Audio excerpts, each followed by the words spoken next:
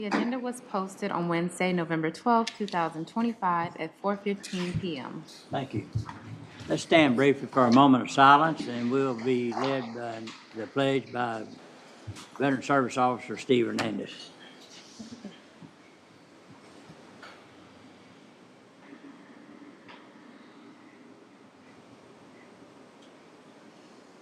Please join with the pledge.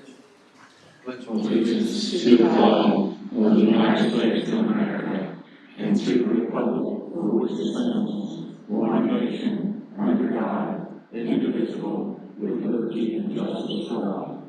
Our Texas pledge. Honor the Texas flag. I pledge allegiance to thee, Texas, one state, under God, one indivisible.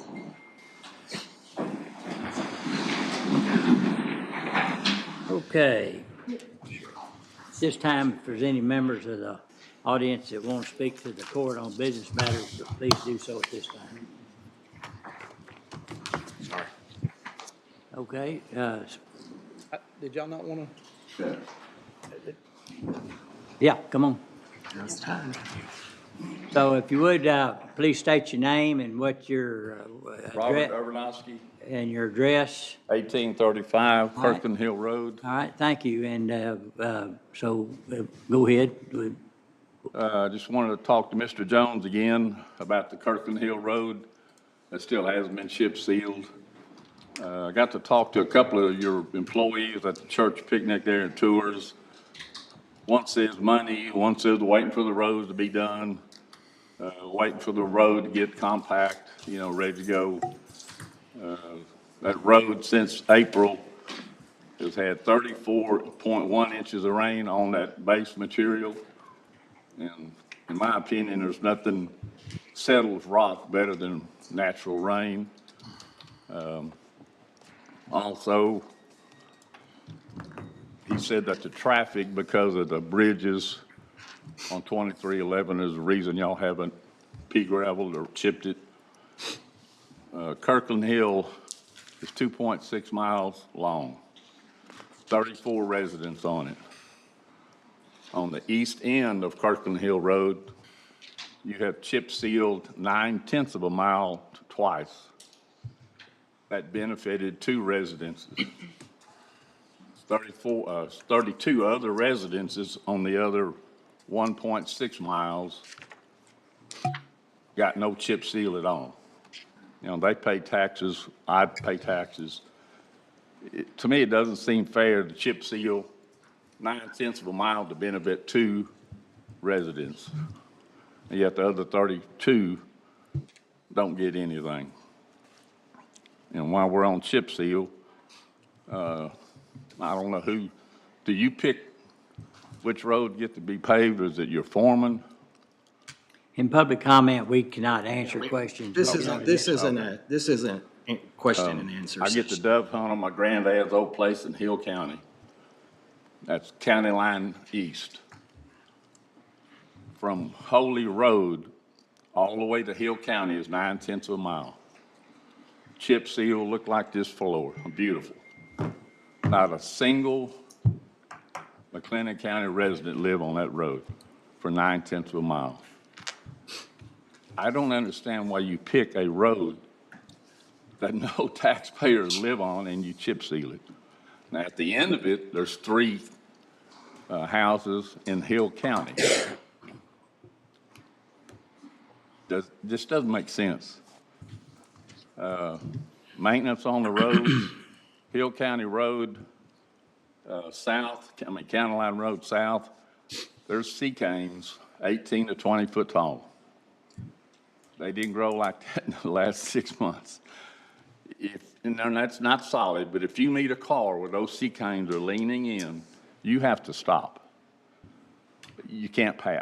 You can, but you're going to knock your mirrors off. Bloodweeds, 6 to 8 feet tall, totally hadn't been mowed, I guess, all year. Another thing, Weinberger Road East, we take that road going to Tours Church. There are 2 blind corners. You literally have to pull your car halfway out into the intersection to see if there's a car coming. It's to me, it's a liability to the county. And again, sea canes on that road, on the east end of Weinberger Road, leaning into the road with the bloodweeds. It's just like those 2 or 3 roads have just been abandoned. You get to Precinct 2 on County Line Road South, his ditches look like this carpet, mowed, just beautiful. Now, parts of Kirkland Hill Road looks good if the residents mow their ditches. But when you have 6 and 8 foot bloodweeds and the 15, 18 foot sea canes, I don't understand, Mr. Jones.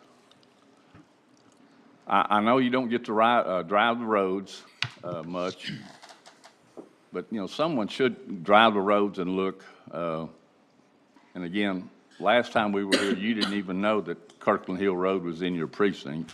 I'm not, that's not. All right, I'm tired. if you could This is- if you could summarize and or finish up, I meant to tell you there's a 3-minute limit. And we've Okay. gone past that, but I appreciate your time, but you did not know that Kirkland Hill was in your precinct. Because it was an Axle address. Address. And so but I knew that a long time ago, and we are in the process of getting. Right. And it's only, it just takes time. We're not the state. Right. We're McLennan County. And there's a process that we have to go through, and there's budgetary restraints and things like that. That's what one of the employees said, but the road base you put on is beautiful, but we're starting to get potholes in the road base already. And it'll all be remedied. It will be. Yeah. I hope so in January. So, Thanks for your time. thank you. All right. Okay, anyone else? Seeing none, we'll go on to under D, under proclamations and resolutions. So this next item has to do with the proclamation recognizing Ascension Providence for the 120th anniversary. So if y'all would, what we're going to do is we're going to have a photo opportunity here. And so if you have a camera that you want to use, Reagan can take the picture. So why don't y'all come? We've always tried to figure out what's the best way to do these pictures, but I think if y'all will come around here behind the commissioners, and once you get here, Dustin, if you'll read the proclamation into the record, and then we will do the pictures. Yes, sir. Judge, you ready for me to go ahead and start reading? Yeah, go ahead. This is the McLennan County Proclamation recognizing Ascension Providence's 120th anniversary. Whereas on December 19th, 1904, the Waco Daughters of Charity answered their first call for help, caring for a young boy suffering from malnutrition, beginning a 120-year legacy of service. Whereas on January 11th, 1905, the Waco Businessmen's Club prepared for the dedication of Providence Sanatorium by laying planks from the trolley line to its doors, symbolizing community support from the start. And whereas in 1906, the Providence School of Nursing opened, training 741 nurses before closing in 1960 as community colleges became the preferred educators for nurses. And whereas Providence expanded its mission through the administration of the 30-bed Crippled Children's Hospital in 1948, and later by incorporating pediatric services into its facilities in 1962. And whereas in 1970, construction began on a new Providence Hospital campus, marking a new era of modern care for the community. And whereas in March 1973, Providence physicians performed Waco's first heart catheterization and open heart surgery, establishing a tradition of medical innovation. And whereas in 1989, Providence Health Center opened on a new 20-acre campus in Southwest Waco, later expanding with the 2007 opening of the FM and Gloria Young Tower, home to the Heart Hospital, ICU, and Women's and Newborn Center. And whereas Providence continued advancing care with the 2009 opening of the Breast Health Center, earning national recognition as a diagnostic breast center of excellence in 2021. And whereas the hospital launched its structural heart program in 2018, performing its first TAVR procedure and becoming the only ACC TAVR certified hospital in Texas. And in 2022, expanded maternal and neonatal services with the new Ascension Maternal Fetal Medicine Clinic. And whereas in May 2025, Newsweek honored Ascension Providence with the Best in State Hospital and Patient Experience Awards, recognizing over a century of compassionate care and excellence in service to McLennan County and Central Texas. Now therefore be it proclaimed that the McLennan County Commissioners Court designates November 20th, 2025 as Ascension Providence Hospital 120th Anniversary Day and commends Ascension Providence for 120 years of dedication, innovation, and healing for the people of our community. Be it further proclaimed that a copy of this proclamation be made a permanent part of the minutes of the Commissioners Court. Judge? Thank you. I think that's the longest I've ever posed. I think so. So, I want to congratulate, Providence, it's my hospital, and, all the successes it's had in its, long career here in, Waco. Fortunately, it was there, and a couple of times I needed it. And so, and I'm a Catholic, and so you never give confession as true as that one right before you have surgery. So, I know I personally appreciated it myself, so I would make a motion that we approve that proclamation. Second. We have a motion, second, any other discussion? No other discussion, all in favor say aye. Aye. Opposed, pass.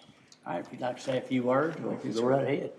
No, we're just very thankful for the recognition of all the hard work that started 120 years ago with the sisters coming up here, the Daughters of Charity, and answering the call from the Waco businessmen who knew that you needed a hospital and a school if you truly wanted to be a city.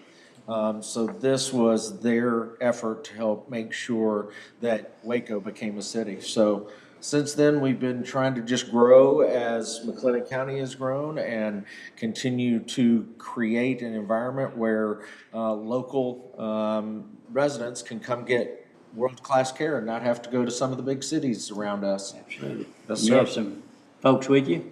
I do. I'm Kara Swink. I'm the Community Relations Manager for Providence. So super happy to be here. And I'm Robin Tripp. I'm the Executive Director for the Providence Foundation. All right, thank you. Thank you. All right, thank y'all very much, and let's give them a round of applause. Did you get it? Can we get just like one of maybe like not talking and like looking?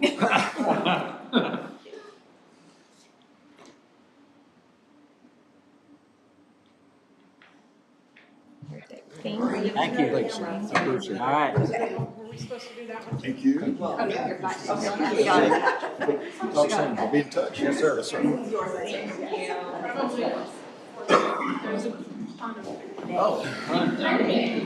Awesome. Thank you. Like probably 40. Being how it was when they opened the doors. Thank you. Yeah. All right. You know, I was getting smile cramps there for a while. I was so long. Okay, so, next is, under the consent agenda, there are two recommended pulls are E3A, it's a HR matter for juvenile, and the other one is H3B, 1 and 2, HR matter for Judge Peterson. And is there any other recommended pulls? If not, is there a motion to approve those pulls? Approve the consent agenda with the exception of those pulls previously mentioned. Yes, so move. Second. All right, have a motion second. Any other discussion? No other discussion. All in favor say aye. Aye. Opposed? Pass. All right, Dustin, do you want to go over those two pulled items? Yes, sir. So we can start with E3A is juvenile detention. And Stacy, did you want to present this? Yes, I'm coming. This is my last time to present in front of you guys. Anna will be back this week, and we are so excited. It's been an honor. It really has, and you guys have been very patient with me and our office, and so we appreciate you all very much. So this morning, I am bringing before you our juvenile detention department. They have 3 nursing positions, and on October 31st, we had our first LVN retire, and then on November 13th, they had their second LVN retire. So they're down to 1 RN right now. And they are requesting to fill position 1094 on November the 24th.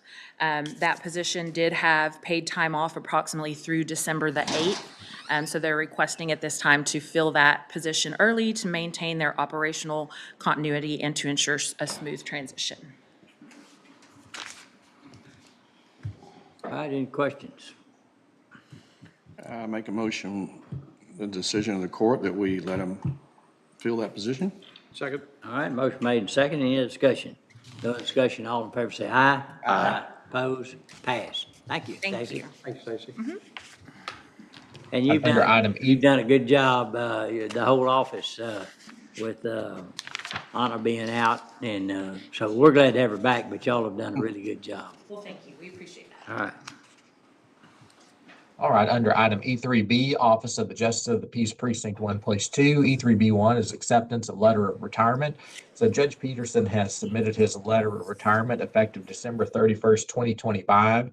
So what's before y'all today is the acceptance of this letter of retirement. This will create a vacancy in that office, but Judge will remain in there as a holdover until that date of December 31st, 2025. And so that leads into E3B2, was discussion and or action on the vacancy in the Office of the Justice of the Peace Precinct 1, Place 2 office. And so this office was going to be on the March primary ballot anyway, because Judge Peterson's term expires at the end of 2026. So essentially, y'all have a couple of options. You can essentially use this filing period that's open right now until December the 8th, kind of create an applicant pool and then be able to interview those in December if you wanted to. You could name one of those people as to succeed Judge Peterson to fill that unexpired term through the end of December 31st, 2026. That person would then still be running in the March primary and then in the November general election. Alternatively, you could let the election process play out. You could put somebody in that spot that may not have any desires to be in that position long term.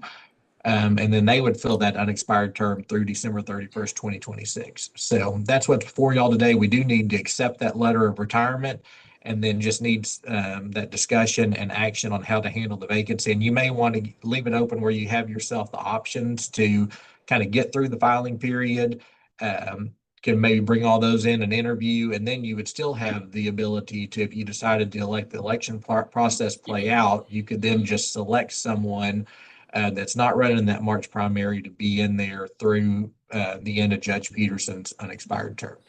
Well, first of all, I'd make a motion that we accept Judge Peterson's retirement letter with regrets. He's done a great job. He's been a real partner with the court and the whole judicial system, and we appreciate his many years of service, not only with the county, but years before that with DPS and all those things. So he's a dedicated individual, no doubt. And a military veteran. And a military veteran too, which we appreciate. So I made that motion. Is there a second? Second. Motion made and second. Any other discussion? No other discussion. All in favor say aye. Aye. Opposed? Pass. So the next decision to make is how we want to approach filling that spot. I did talk to Judge Hensley, who was concerned about the lap because they're already very busy. Mm-hmm. And so the quicker we can put somebody in that spot, it would pull a lot of pressure off of the JP 1 and 2. And so that would be my suggestion, is to go ahead and make an announcement that we'll take applications.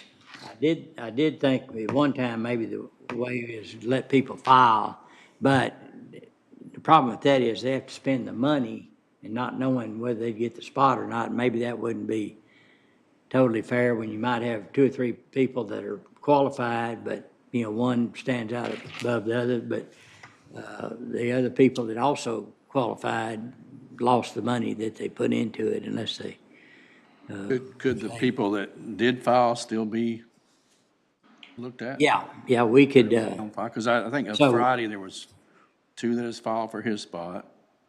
So Dustin, what's your knowledge about any filings? So what I have seen so far, there were two in JP1 place one, but I haven't seen any in place two, but I could be wrong. I checked Friday, there is one Okay. that is filed, and probably gonna be another one today or tomorrow, so. But I just wanna make sure And so- that those two will be eligible to apply Yeah. for it also. Yeah, anybody So disqualified. Judge, my only comment, like on what you just mentioned, the only word of caution with it though is if we accept applications and that person does not file for the spot, they will not be in the March primary, not in the November election, so they cannot continue past the end of December 31st, 2026. Right, but if we made that selection before the end of the filing period and they were selected, then they could still file to run for reelection, is that right? Well, the filing period ends December the 8th. So that would be, just the challenge of it would be, you would have to meet, I guess, hold a special meeting or meet on the 2nd, have a short application period, meet on the 2nd, then they would then have to file before the 8th. Yeah. 8th of December? Yes, sir. Yes, sir. And also, would the people that are filing for the place two, This is place two. okay, place, what if there's, place one? Inslee's Would one, they be able to be allowed into the pile two? but if they live in a district that Yeah, both Well, of they those would are the have same. Both of those are to the same. be in there, the precinct boundaries are the same for place one and place two, but to be considered for place, it goes back to that, if you want to pick somebody that may be in there long-term and be the JP starting on January 1, 2027, they would actually have to file for Pete's open spot for place. They couldn't file for place one and then run in the primary in place two, if that makes sense. So they would actually have to file for place two. Okay. So they're not staggered 1-1 and 1-2, No, or not they're all- staggered? They're all the same. They're all the same? All JPs are at one time. Okay. Yeah. just like, they'd be on the same cycle we are, presidential. Theoretically, somebody could be appointed who has no off year. interest in running or filing in the March primary, and then their term would expire the end of It'd be done. 2026. Six. That's right. And they would just run till the end, and then the person who wins in November then would assume office January 1st, 2020. 2027. Yes, sir. So really, there's really two options. Two scenarios. Kind of what Commissioner Smith just mentioned. You pick somebody that has no desire to be in that position past 12/31/2026. They're not going to file this filing period to run in the March primary. They're not going to be in the November election. Or you choose someone that has filed that is going to then have to win that March primary and then win that November election, essentially. But they would have the advantage of being the incumbent. Right. I would not, I know that, that would just be my desire is to find somebody who's not going to run for reelection to take. It's gonna be a pretty narrow pool. It's going to be hard to find though. But then also, it's such a short period of time, you don't want to appoint somebody and they spend that whole period of time trying to learn the job. Yeah. And then they're out. Unless it's somebody who would have experience and know how to do that. Well, but There's not many of those Well, around. I was gonna say, But we don't know until we take applications. I mean, when we take applications, we're not going to specify it has to be somebody who is filed in March. We're just going to open it up for applicants, and they can tell us, we'll know if they filed or not, I guess, but. I would, We have to wait till I that. would like to throw out to see if we can do this, but I agree that it needs to be someone that doesn't choose to run. But can we make it someone that has experience, a lawyer or something of that nature, that the learning curve is so much shorter? They could come in and help Diane instead of just going to her and asking questions every day. And I think a lot of her concern is those nighttime calls that she's going out on. Yeah. And that's going to put a lot of burden on her, or that's what I understand. So somebody who has some sort of familiarity with that. The nighttime calls doesn't necessarily have to be a lawyer, because that's not a lawyer. That's not my whole point. On My a point is, suspicious you put death or a death. somebody in there that's used to it. Right. That's good. I mean, you put somebody in there that knows zero about being a Unattended JP, and we've wasted their time. But what about this? What about we open up the applicant time period fairly quickly? And in that group, if there's somebody that declared, I will not run if you appoint me, I will not run once my term's up, we could make that selection, but if it wasn't the right person, then we would still have this other backup plan to, let's get somebody that would, it's okay if they run again. They're qualified, you know, we will know them. We'll probably know them or know a lot about them, or we'll get a lot of feedback from people in the community or in the, especially from the legal side, the judicial side. What's the recourse if they say they're not gonna run, and then all of a sudden they say, I like it, I think, but before December the 8th. Well, they got till December the 8th to decide. Yeah. What if we took applications through, what if we did through noon on Friday, December the 12th? That gets you past the filing period, and then we could interview during court on Tuesday, December the 16th. Then you'll know. You'll know all these people, they've either filed for office or they have not, and then you can kind of use that as your pool, and then you have other people interested that could be interested in not running for that spot. You will know by that day. That's a good idea. That's a good point. Yeah. Then you could choose from that. You'd really have two applicant pools. You'd have those that filed, you'd have a separate one, those that have not filed, and then it comes to the court on the 16th. You interview that entire pool, and then you make your choice, either somebody that's going to have to win the March primary, or somebody that's not going to seek election for that spot. Yeah, I think that's what I was saying. Good idea. It's just a timing deal. I just want to make sure we're thinking about Diane Yeah. in this process. Sure. Amen. Yeah. Yeah, we need to get it, we need to get it filled. That does not need to be backed up. It's already, you know, the JPs have kind of got a arrangement about who does what. And we could throw that off quite a bit if we don't get that spot filled. And I think, you know, just a heads up for people that are interested out there, we are going to ask them to commit to do the job as it's described and not change their mind and recreate what it's about after they get into office. So, Good point. okay. I like Dustin's idea. You mean my idea that Dustin copied? I like your idea that Dustin so eloquently explained to us. Yes, he did. And he put some dates in there that it creates the option that I was looking for, and he did explain it very well. So, Dustin, I guess what you would need from the court then is a decision. So why don't you state it like the motion needs to be to hit all the points? Okay, I think we accept applications for the Justice of the Peace Precinct 1, Place 2 office through noon on Friday, December the 12th, with the intent to interview those applicants during court on Tuesday, December the 16th. And then anybody that has filed for that spot will be considered an applicant for the position. Those that have filed will be in the March primary. Those that have not will not be in the March primary, but would be considered to fill Judge Peterson's unexpired term. Okay. I'll make that motion. Second. All right, we have a motion. Second, any other discussion? No other discussion. All in favor say aye. Aye. Opposed? Pass. Thank you. Okay. Dustin, we have Dr. Lear here today. Yes, sir. That's item I2C, discussion and/or action regarding funding for maintenance of water improvement districts and flood control structures. All right. Dr. Lear, how are you today? I'm fine. Thank you for the offer to come and talk. Thank you, commissioners.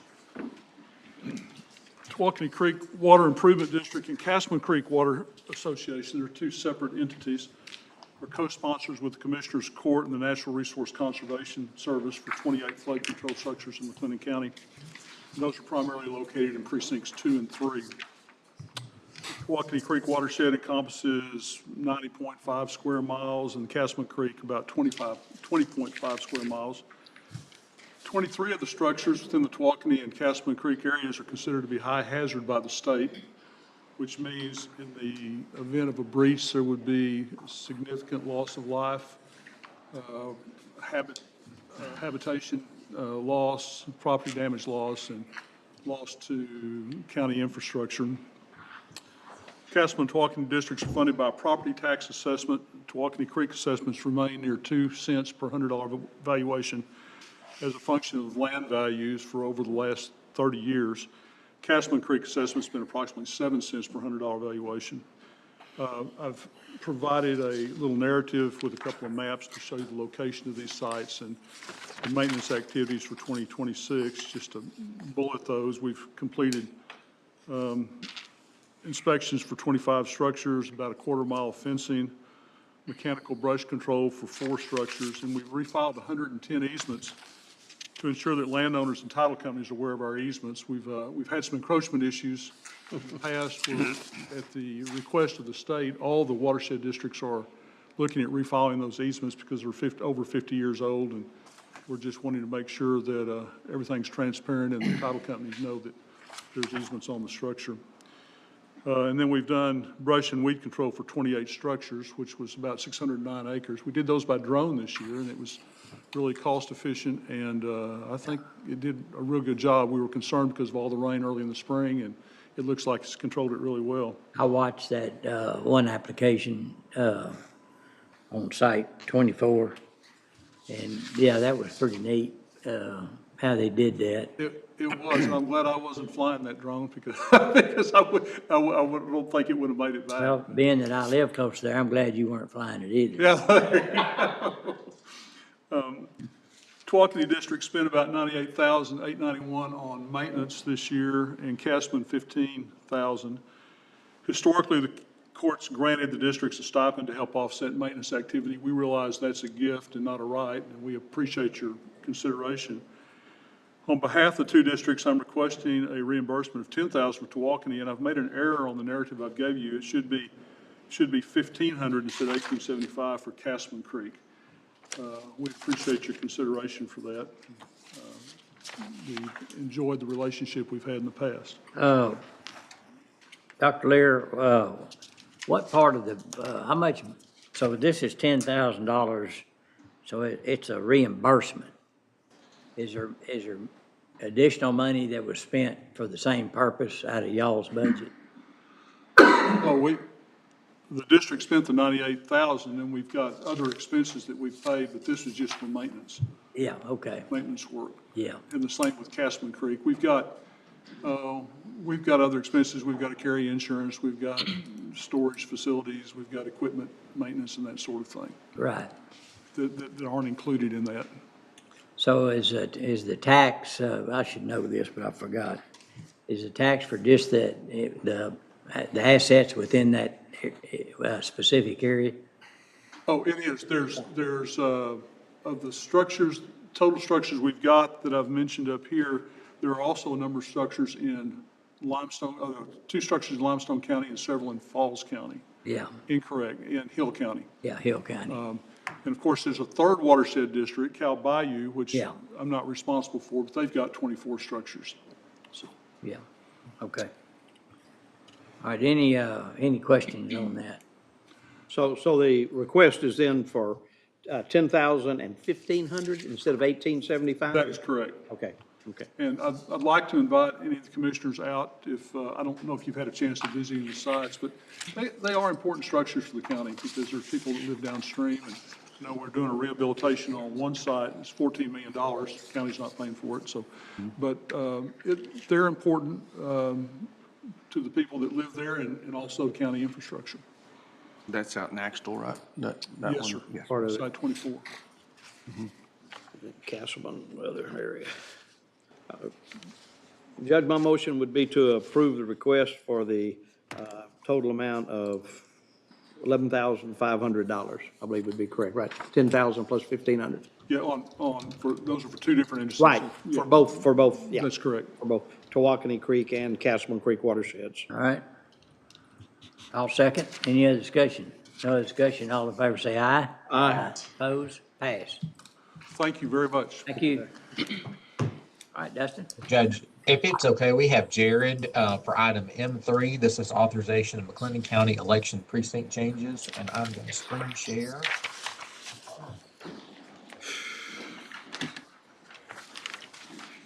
Morning. Morning, how are y'all? Good. Yeah, so we had talked about this earlier this year. We're gonna redraw some of the election precinct lines. We're doing this to make sure that we're staying in compliance with the Texas Election Code as far as the number of registered voters that reside within one election precinct, so that cannot exceed 5,000. We also looked at some that were approaching or quickly approaching the 5,000 mark. And I think there was about 6 changes we're making here. These changes are not going to affect or interfere with the recent commissioner district changes. What we're looking at doing is precinct 51. We're going to be splitting that into 2. We're going to create a new precinct 93. That's in the West Waco area. So we're going to be splitting, or excuse me, we're going to move part of precinct 54 into precinct 44's territory.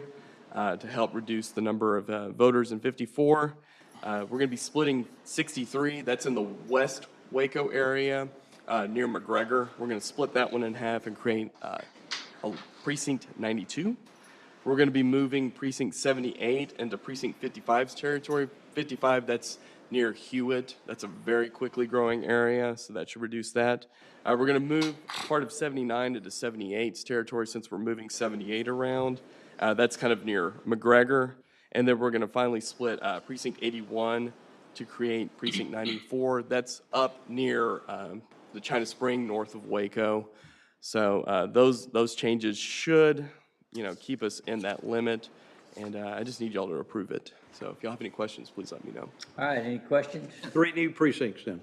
Yes. Quickly, the majority of these are in West Waco, correct? Correct. Out in the western end. Yeah. Which just goes to prove the theory that we were talking about during budget and everything else, the growth where it's at. And making sure that we start taking the appropriate actions. Roads and people. Yeah, most of them are in your territory. Even the one like up in China Spring, that's in your territory as well. So For a little while. Okay. Any other questions? Give me a bad look. Motion to approve the election precinct changes as recommended. Second. All right, I have a motion, second. Any other discussion? No other discussion. All in favor say aye. Aye. Opposed? Passed. thank you so much. Thank you, Jared. If it's okay, we have Amy Lowry on. She's about to head into a court session. We have item K2 and K3. K2 is regarding the Texas Veterans Commission Fund Veterans Assistance Grant Program, authorization of FY 2027 grant application, and K3 is regarding the Office of the Governor Criminal Justice Division Specialty Courts Grant Program, authorization of grant award for mental health court. K2, K3. Okay. K2 and K3. Thank you. So Amy? Good morning, everyone. Morning. Right. So for your discussion, I've got the Texas Veterans Commission grant. This is for fiscal year 26-27. Grant application, the request is $165,000. This is our 6th grant that will be funded through the Texas Veterans Commission, which, if funded, this will save our taxpayers a total of $785,000 just for this, the Veterans Treatment Court through this funder alone. So that's very exciting. This grant will provide veterans treatment services to our veterans, staff training, supplies, substance abuse treatment, such as inpatient supportive residential and withdrawal management services, substance abuse detection, and financial assistance such as utilities, rent, mortgage, and vehicle repairs for our veterans. So very exciting things happening for the Veterans Treatment Court. So that's one grant. Okay. And then the second one is our mental health court grant funded through the Office of the Governor Public Safety Office. This grant application was approved by the court back in February, and we just received notice of that grant award for $213,012.03. And that the grant cycle actually started September 1, but they just now sent out the grant awards. So this grant will provide mental health court services, salary for staff, substance use treatment, pay for our doctoral student for the mental health court, outpatient counseling, drug testing, inpatient psychiatric treatment, staff training and supplies. So lots of great stuff for our mental health court. So we're very fortunate to have grant funding that offsets the support that we have from our Commissioners Court, which we're super grateful for. But this funding just allows us to really expand our services. So just asking the court to look at both the application for Texas Veterans Commission and also accept the award for mental health court. Okay, any questions? Thank you. Thank you. Any questions for Amy? All right, what's the pleasure of the court? Motion to approve K2, the grant application for veterans assistance, and included in that motion would be the approval of the grant award for the specialty courts. And that's K3. K3. All right. Second. There's a motion and second. Any other discussion? No other discussion. All in favor say aye. Aye. Those pass. Thank you, Amy. Thank you. We can move back up to item F, bids, RFPs, RFQs. F1 is authorization of quotes, proposals from SHI Government Solutions. F1A is regarding managed engine service desk licenses, subscriptions for jail maintenance and maintenance of equipment. And F1B is regarding Wasabi cloud storage subscription. John? Yeah, so F1A, excuse me, this is part of the solution to move maintenance of equipment and jail and maintenance of equipment under the current ticketing system that we use, Managed Engine. It'll make it easier for everyone, and it's cheaper. The cost there, $2,162.76, and F1B, excuse me, is just a renewal for the cloud service, Wasabi Cloud Storage, where we store our data for backups. And that 1-year renewal is $14,954.70. And the first item, sorry, was not included in the budget, but there are sufficient funds to cover that in the budget. And the second one was included in the FY26 budget. Okay. They've both been recommended for approval. All right, question. Motion to approve F1A and F1B. Second. Motion made and second. Any other discussion? No other discussion. All in favor say aye. Aye. Opposed? Pass. Item F2 is authorization of invoice from Bridgewood Properties for real estate appraisal report. This is an invoice from Bridgewood totaling $2,400, and it goes along with item J1, and it's a real estate appraisal report for that Central Park Drive property we discussed. And then while I'm here, I'll cover J1 really quickly, if that's okay. Yeah. Yes, sir. I'm sorry I'm getting to it. So J1 is authorization of commercial contract, unapproved property, approximately 23,200 square foot in the Thomas Swanson Edition, Part 2, City of Waco, Central Park Drive. So this is a commercial contract for the sale of this unapproved county property. It was old right-of-way at 48-1 Texas Central Park for a sale price of $82,000. This has been reviewed, is recommended for approval. Jim Peavy is our realtor in this transaction, so this will get us under contract. So we just need a motion to approve, if the court's willing, item F2 and J1. All right, any questions on those? If not, I'll make a motion to approve F2 for the payment of the appraisal, and a motion on J1 for the contractor sale for a sales price of $82,000 even. Second. All right, motion second. Any other discussion? No other discussion. All in favor say aye. Aye. Opposed? Pass. F3 is authorization of quote with GTS Technology Solutions for Commvault Cloud Backup and Recovery Software Solution for Microsoft 365 Enterprise. John? Yes, this was originally approved by Commissioners Court, but on the 4th of November, but we had some wrong numbers in there. Just wanted to correct that for the court. The agreement through the vendor, the total was previously misstated as $45,991. The actual total is $59,557.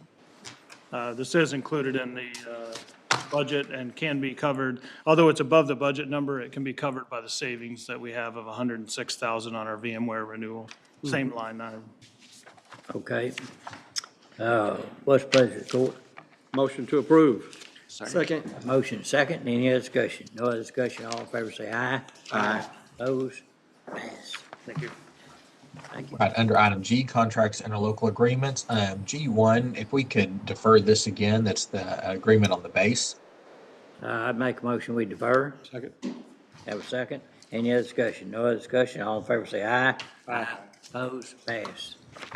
G2 is authorization of interlocal cooperative agreement with City of Moody for road work. Commissioner Perry? Yeah, I was wondering, I don't Sorry, think that should be Commissioner Smith. it's a mismatch I was of gonna city let- commissioner. Listen, I wanted 1 year, not 3 more. I meant to tell you about that when I looked at it. They just need 3 loads of patching material and the labor involved with it, and we've agreed to provide both, so we just need to approve the interlocal Thanks. agreement. That's my motion. I think Smith was trying to slide one over on the floor. I just about paid for 3 loads of patching material and didn't even know it. Well, on the proclamation, I was D.L. Smith a while ago, so I mean, it's in the air. I'm working hard. He's working hard I'm working over hard here. over here on the side. You made a motion, correct? All right. Yes, sir. I'll second it. All right, motion made, second, any other discussion? No other discussion, all in favor say aye. Aye. Opposed? Pass. G3 is authorization of interlocal agreement with County of Burnett, County of Coryell, and County of Williamson for Heart of Texas Auto Theft Task Force Motor Vehicle Crime Prevention Authority Grant. Major Ives? Yes, this is a renewal for the Heart of Texas Auto Theft Task Force grant where they pay for an investigator. There is a county match that's listed in your packet. It's approximately $18,000. They pay the rest of that salary. This is a grant, but nonetheless, this is an MVCPA funded ordeal where anyone who fund insurance policies in the state of Texas. So it's a very stable grant for us and has been for years. Okay, any questions? Make a motion to approve G3. I had a motion, second, any other discussion? No other discussion, all in favor say aye. Aye. Opposed? Pass. Thank you. G4 is authorization of interlocal agreement with City of Robinson for conveyance of concrete barricades. And Commissioner Smith, I believe we can pull this with no action. Is that correct? Is that correct, Amy? No action? Pull with no action, So okay. you can put my name on it next week, is that what we're doing? Yes, we're gonna use y'all's. G5. G5 is authorization of agreement quote with Sinary Cybersecurity for Know Before Security Awareness Training subscription. John? Dang, John. Sorry, yes, this is just our, it's a yearly renewal for our Know Before cybersecurity. That's the training we use to satisfy the Texas HB, forgot the number requirement for Whatever it is. cybersecurity. But anyway, the total this year, $14,580, and this was included in the budget. All right, I'll make a motion we approve. Second? Motion been made and second, any other discussion? No other discussion, all in favor say aye. Aye. Opposed? Pass. G6 is authorization of agreement quote with Tyler Technologies for biometric reader for county jail. John? Yeah, so this is to, for the jail, so they have another time clock, it's a biometric time clock, and it's used for the time and attendance installation we do. We originally ordered 2 for them, 1 for each of the jails, but they have a separate entrance that several people come through, so they need another one so they don't get bottlenecks. That total is $2,595 for the cost, and then the annual maintenance is $260. And it is going to be charged to the Sheriff's Office General Fund. Okay, I'll make a motion we approve. Second? Motion made and second, any other discussion? No other discussion, all in favor say aye. Aye. Opposed? Pass. G7 is authorization of Apex subscription orders, subscription agreements with GTS Technology. G7A is regarding the primary file server system, and G7B is regarding failover file server system. John? Yes, so the reason we're bringing this was a capital request and was approved in the budget. But the way they're doing the payments, we wanted to make sure that we brought this to court for recording, if nothing else. It does have to be approved, but the total there, so it's a primary file server and the secondary, or the failover the file system. It's replacing our Isilon file servers. They have to be replaced because of age and they're failing as well. The total there We wanted to correct that too. The total for all 5 years is $215,086.20 each for each of the servers, so 2 times that.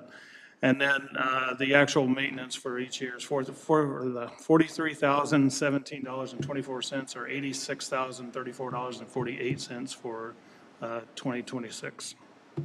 And it has been recommended for approval. All right, any questions?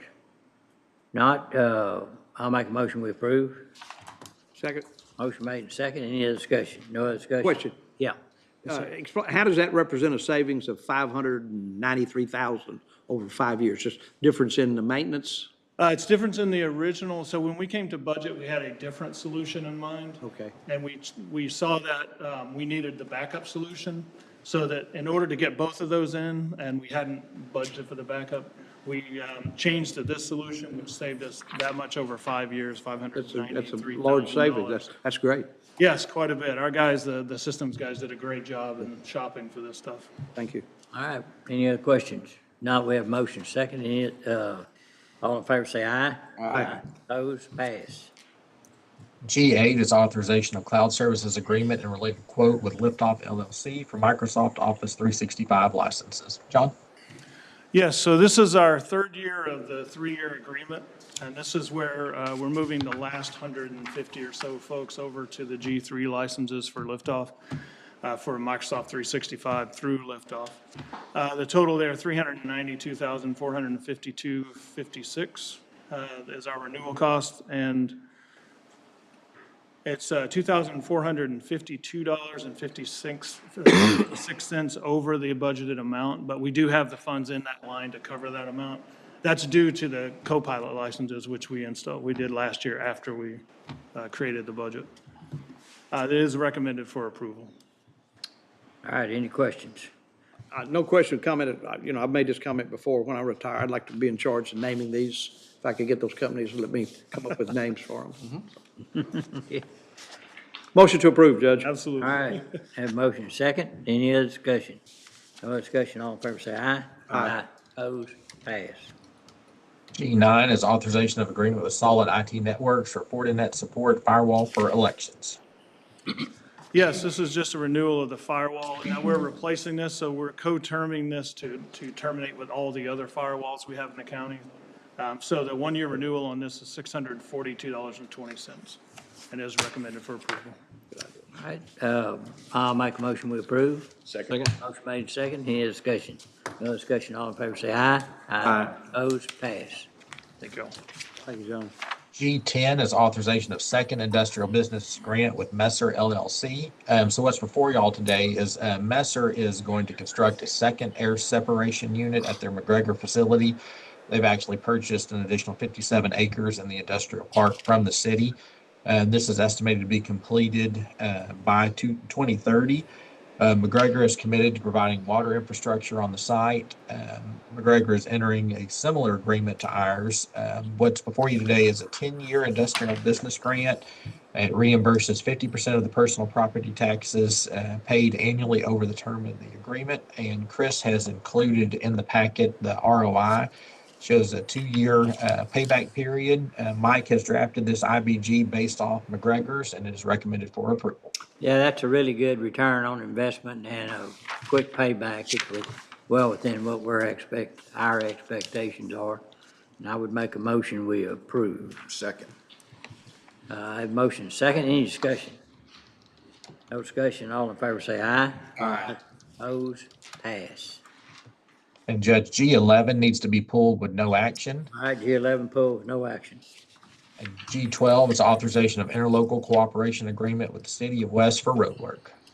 This is not road work. This is brush, letting the city of West bring brush to our burn pile 1 day a week. All right, I make a motion we approve. Second. Motion made second. Any other discussion? No discussion. All in favor say aye. Aye. Opposed, pass. All right, and Judge, I'm going to read the next few items for Amy, then I'm going to have to step out. Yeah. If that's okay. Yeah, that's what I was going to say. Go ahead anytime. you Under need. H, capital improvement, construction projects, H1's regarding Chapel Road Improvement Project. H1A is authorization of professional service invoice from Langerman Engineering. H1B is authorization of application for payment number 21 from Kasperian Underground doing business as H&B Contractors. H1C is authorization of work order or work change directive number 4 from Kasperian Underground. So Amy? Good morning, everyone. Morning. The first item before you is just a monthly invoice for Langerman for doing testing for the Chapel Road improvements. So we're getting close to the end. Yeah, Yay, yay. So that's just a standard invoice. The next one is the monthly invoice from Kasperian for their pay draw for the month. We still have a balance to finish of 3.3 million after we pay this invoice, but they've been doing a lot of paving, so they're going to spend that money out pretty quickly. They are projecting to have the majority of the paving done before Thanksgiving. Oh, wow. Yeah, I don't know if this weather that's coming in is going to delay us, but otherwise, they were going to hit it as hard and as fast as they And could. if you get a chance, drive, I mean, it's an amazing project. They did incredibly good work on that. I'm on a speed because that's what the neighborhood expects. That's what everybody's doing. After having traveled it a couple times, I can understand why. Y'all don't pay attention back there in the back patrol. Some low-hanging fruit, fellas. The next one should make you really happy. This is a work change directive for paving for Farm Miller and Hambleton. There was a $350,000 contingency in the contract, and the price is coming in underneath that at 216. So we'll still have 83,000 left in our contingency that we will not have spent to get this work done. And they're going to do that as soon as they finish the mainline paving on Chapel. They're going to drop back and do this other paving because it's a Super. slightly different operation than what they're doing right now. But as long as they're mobilized in the area, that's what they're going to do.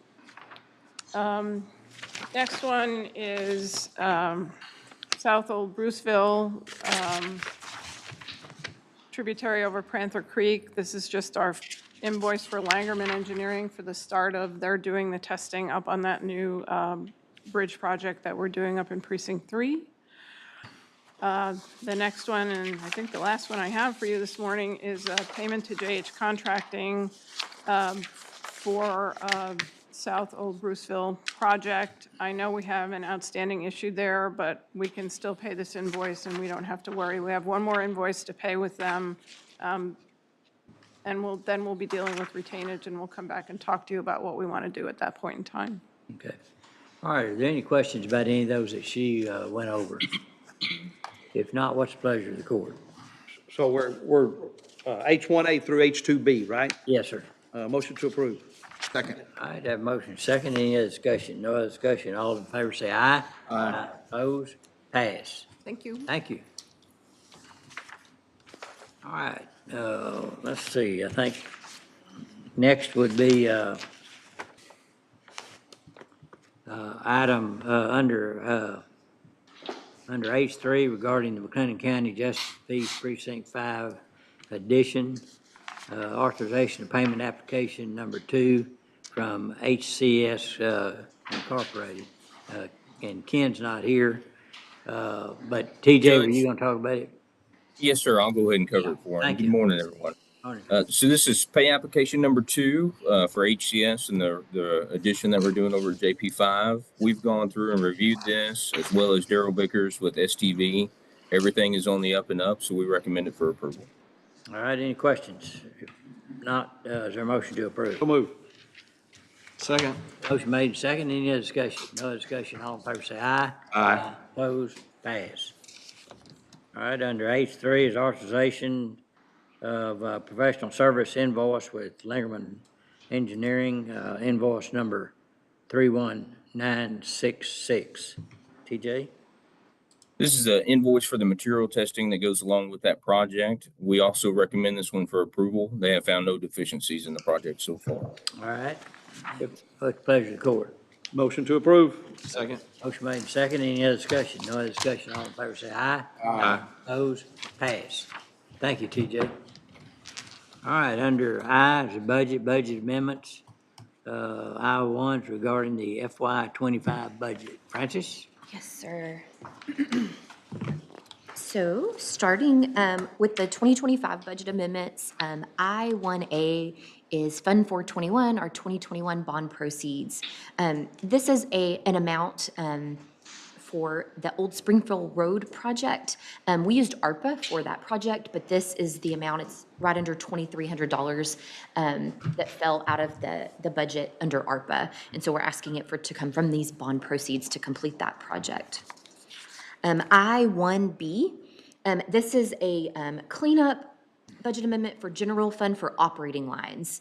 And so there are various lines there that go over for various reasons. I'm happy to answer any questions on any of those. But we find line items that have excess funds in the general fund to clean those up, since of course we are after the fact and the year is complete. I-1C, this is also a cleanup line item in general fund. This is for personnel lines. And so as you all know, we do budget personnel with a 96% vacancy factor. So we pull out 4%, knowing that we will have vacancies in total. Because our departments are all various sizes. Of course, small departments are more likely to go over, large departments are more likely to have an excess. So at year end, this is something we anticipate, but we have to look at personnel as a whole, and then we clean up those lines. And so this is moving within personnel lines to make all of the lines not over budget for financial reporting purposes. There also are some increases included in here for the judicial salary increases that went into effect September 1st. So that affected all your county court at law judges, district judges, and our county judge. That would be called a mandate, which, by the way, is 100%. unfunded. Yes, sir. I-1D, this is General Fund, Road and Bridge 3, needing to increase road construction materials and other services in that department. They are moving from other lines within the Road and Bridge departments. And then I-1E, this is General Fund, Sheriff departments, and this is to clean up the cell and radio service line item and the other services and charges line items for 2025. And so they are moving within another department under their umbrella. Okay, if there's no questions for any of those items, is there a motion to approve I-1A through I-1E? So move. Second. All right, I have a motion second. Any other discussion? No other discussion. All in favor say aye. Aye. Opposed? Passed. Okay, and then I have two budget amendments for 2026. So I-2A, this is Fund 419, our 2019 Certificate of Obligation proceeds. And this is to increase the project line from Patton Branch Road. And so there was a Langerman proposal that you approved in October, and this was to cover materials testing for that project. And then I-2B, General Fund, Road and Bridge 3, and this is a request to move within that department to increase the capital outlay line, and this is directly related to tariff charges that exceeded the original quote that we budgeted for. And so that was I-2A and B. Judge. Okay, excuse me. All right, any questions on those? If not, I'll make a motion, we approve I-2A and I-2B. Second. All right, if motion second, any other discussion? No other discussion, all in favor say aye. Aye. Opposed? Pass. All right, okay,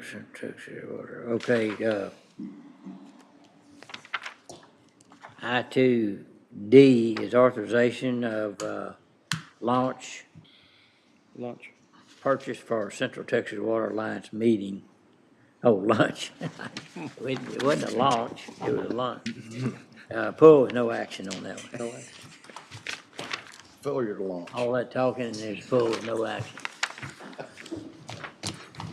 All right, under I-2E is McLennan County Community Supervision and Corrections Department. Call on John Carter.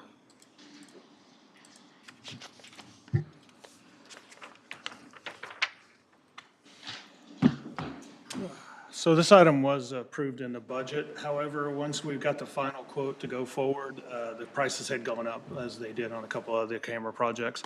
It increased $1,416 to $63,357. So we would just need approval for that amount to go forward. It is recommended for approval, and again, was in the capital budget. Okay, all right, any questions? If not, I'll make a motion, we approve I2E. Second. Motion second, any other discussion? No discussion, all in favor say aye. Aye. Opposed? Pass. All right, I think we're into, Okay.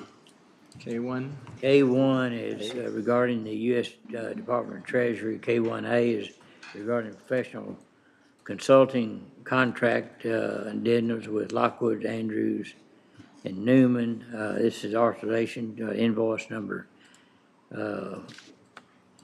invoice totaling $7,596 for expenses related to the ARPA engineering monitoring. Judge, motion to approve the invoice from LAN? Yeah. All in favor say aye. Aye. Opposed, pass. All right, going to item L, Department Offices and Specific Requests under L1 Specialty Court, authorization, order accepting donations. This is order accepting following donation specialty court for the order, which is a gift card in the amount of, what is it? $100. $100. 20 Black Rifle gift cards at $5 a piece. Yeah, yeah. Is there, what? Motion to accept the donation. Second. That motion second, any discussion? No other discussion, all in favor say aye. Aye. Opposed, pass. Under M, M1's authorization regarding the county appointment of alternate director for the Waco McLennan County Economic Development Corporation, requesting that we appoint Dustin Chapman. We haven't had this before, but if any one of the members were out, then we could not take any action. And so we thought after 20 years like this, decided we better have an alternate. And so we recommended Dustin Chapman be my alternate because he stays on top of all these and keeps tabs of these different projects and would have the most knowledge about it. So I'd make a motion, we approve the alternate director appointment of Dustin Chapman for WIMDEC. Second. I have a motion second, any other discussion? No other discussion, all in favor say aye. Aye. Opposed, pass. Under M2 regarding the local provider participation fund, Heather? Yes, Morning. sir. Good morning. Do you want me to read them, Judge? Yes, please. So we have three. The first one's M2A, authorization of intergovernmental transfer of funds derived from the County Healthcare Provider Participation Fund to provide the non-federal share of supplemental payment program known as uncompensated care, authorized under the state Medicaid plan, to fund payments that are dedicated for payments to hospitals. This one is the uncompensated care demonstration year 10 redistribution IGT. The amount requested is $233,266.17 with a due date of December 1st, a settlement date of December 2nd. And as always, we would request to IGT up to the balance in the LPPF on that day. Do you want me to move on to the next one? Yes, ma'am. M2B is for the RAPS program, program year 5, final IGT. Total requested amount is $207,546.79 with the due date of Wednesday, November 19th and a settlement date of November 20th. Again, requesting to IGT up to the balance in the LPPF on that day. And the third one is M2C, and this is for the CHIRP program, year 5, final IGT. Amount requested is $12,326,432.88 with a due date of Thursday, November 20th and a settlement date of Friday, November 21st. Again, requesting to approve up to the balance in the LPPF on the day of transfer. All right, any questions? What's the pleasure of the court? Motion to approve M2A, M2B, and M2C. Second? All right, I have a motion second. I need a second. No, I do have a second, I'm sorry. If there's no questions, all in favor say aye. Aye. Opposed, passed. Thank you. All right, under M4's discussion or action regarding the county Christmas event.